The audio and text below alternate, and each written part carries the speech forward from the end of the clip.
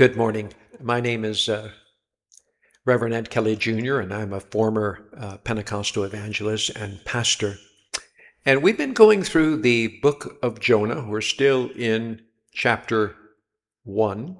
And this is not meant, by the way, this is not meant to be an exhaustive commentary on the book of Jonah. This is just to give you some ideas, some thoughts, some things to think about in your own study. I'd like to begin by reading from Jonah chapter 1 and verse 4 through 6. But the Lord sent a great wind into the sea, and there was a mighty tempest in the sea, so that the ship was like to be broken. Then the mariners were afraid, and cried every man unto his God, and cast forth the wares, the cargo that were in the ship, into the sea, to lighten it of it. But Jonah was gone down into the sides of the ship, for he laid and was fast asleep. So the shipmaster came to him and said unto him, What meanest thou, O sleeper? Arise, call upon thy God, if so be that God will think upon us, that we perish not. So there's this terrible storm, and the sailors become afraid. The Hebrew word has the idea of trembling in fear. By the way, the word fear is a key word in this book. It appears 6 times just in chapter 1. And there's actually a progression of fear. Verse 5, the sailors were afraid. Verse 10, sailors become exceedingly fearful. Verse 16, there's a climactic fear where the sailors feared Jehovah greatly. So you come from fear to great fear of Jehovah. And we'll touch on those as we go through this chapter. But the author uses the word fear and the progression of fear for a reason, leading the sailors up to worship of Jehovah. But this fear leads them to cry unto their gods. The word cry in the Hebrew text means to cry or to call out for help.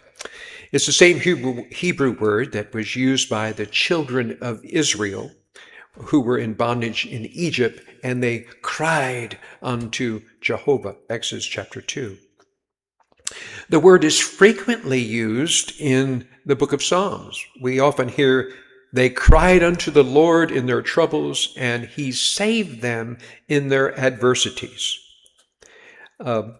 Matthew Henry, who was a 17th century Presbyterian minister, in his commentary, he wrote, quote, Many will not be brought to prayer till they're frightened to it. These sailors, though they were pagan, were governed by the direction of the law of nature that God should be prayed to, especially be prayed to in times of distress and in times of danger. Psalms 50, we read, Call upon me in time of trouble, and I will deliver thee. What a great promise. During World War II, Ernie Pyle was a famous war correspondent. He popularized the saying, there were no atheists in foxholes. And clearly we see this in our text. There are no atheists in sinking ships.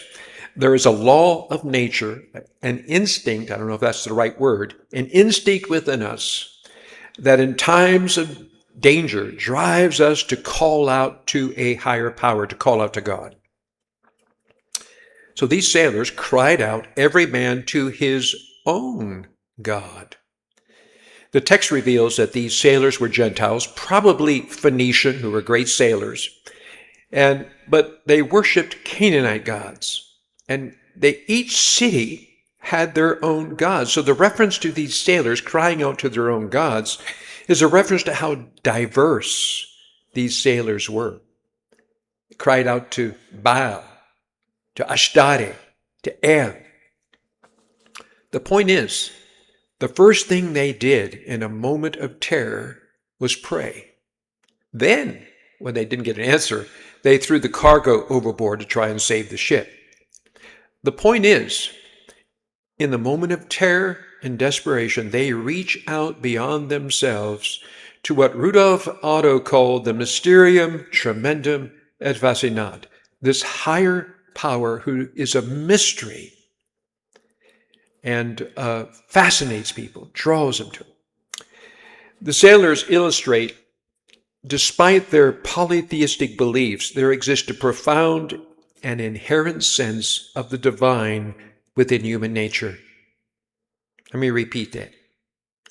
These sailors illustrate, despite their polytheistic beliefs, there exists a profound and inherent sense of the divine within human nature.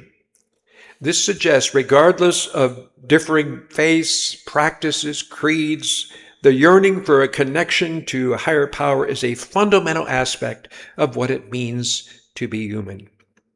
In the scriptures, this influence, this yearning that draws people to God is called the light of Christ, or the Spirit of the Lord, or the light of life. Now, in John chapter 9, John speaks of, quote, the true light, which lighteth every man that cometh into the world. Each person, these sailors, the Ninevites whom Jonah was called to preach to, every person is born with the light of life. This was the influence that drove the sailors to cry out to the only God they knew. This light of life is the influence for good. The conscience is a manifestation of this light. Now, for Latter-day Saints, in Doctrine and Covenants 84 and verse 46, we find this: and the Spirit giveth light to every man that cometh into the world. Same comparable to John chapter 1. And it continues, and the Spirit enlighteneth every man through the world that hearkeneth to the voice of the Spirit. And every one that hearkeneth to the voice of the Spirit cometh unto God, even the Father. President Boyd Packer, president of Church of Jesus Christ of Latter-day Saints, in June 2004, in a seminar for new missionary presidents, he declared, every man, woman, every child, of every nation, creed, or color, no matter what they believe or what they do, has within them the imperishable light of Christ. These sailors were crying out to their gods, the only gods they knew, because of this light of life they possessed. By the way, you have that same light within you. Same light. The question is, are you listening? Are you listening? But Jonah went down to the sides of the ship. He laid down and fell deep sleep. There's another literary device found in Jonah. It's called irony. Irony is a figure of speech. In the case of Jonah, it's an event or a statement that is used in a way that is just the opposite of what is expected. And in the case of Jonah, well, let's just talk about this, because irony shows up throughout the book of Jonah. And it relates to what one expects from the prophet of God, what one expects from Jonah. Jonah was expected to be obedient, but he fled. There's irony there. And in this verse, Jonah is asleep during a raging storm. While the pagan sailors are praying, Jonah should be praying. That's what's expected. But he's fast asleep. And the pagans are praying. Now, there is a climactic irony in the next verse. The shipmaster went down to the bottom of the ship, woke Jonah, crying unto him, What meanest thou, O sleeper, deep sleep? Arise, call upon thy God, if so be that God would think upon us, that we perish not. Here's the irony. The captain of the ship, a pagan, exhorting Jonah to pray. And it kind of, my thoughts were thinking sometimes God uses non-believers to wake up fallen saints. I like that term, "O sleeper." I think I mentioned this verse a couple of weeks ago, found in Romans 13:11, and that knowing the time, that now is high time to wake out of sleep, for now is our salvation nearer than when we first believed. Wake up. The captain of the ship exhorts Jonah to arise. By the way, there is irony in that word. It's a frequent word used in Jonah. It's the word that the author keeps using. It's the same word that Jehovah used in calling Jonah in verse 1. Arise, go to Nineveh. So the captain of the ship says, arise and pray. There's one more word that we already mentioned once already.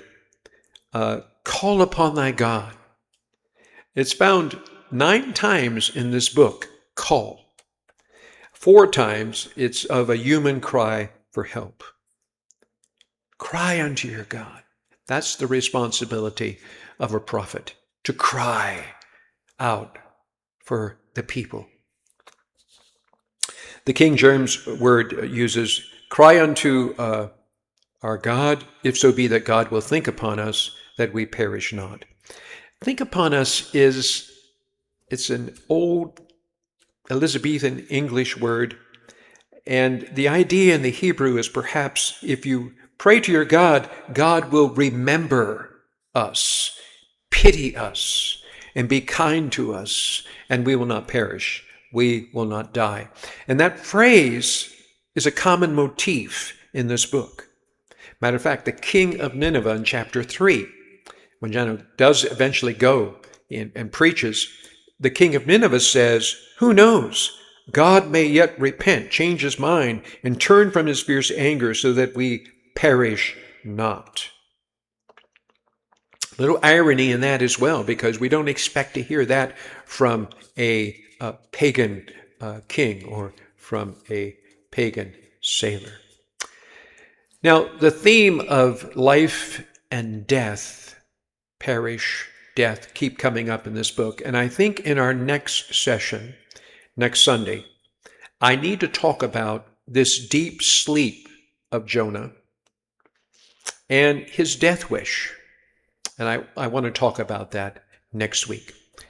Well, I hope you have a wonderful Sabbath. If you have any questions, you can email me at edwardkelly4@msn.com. Have a great Sunday.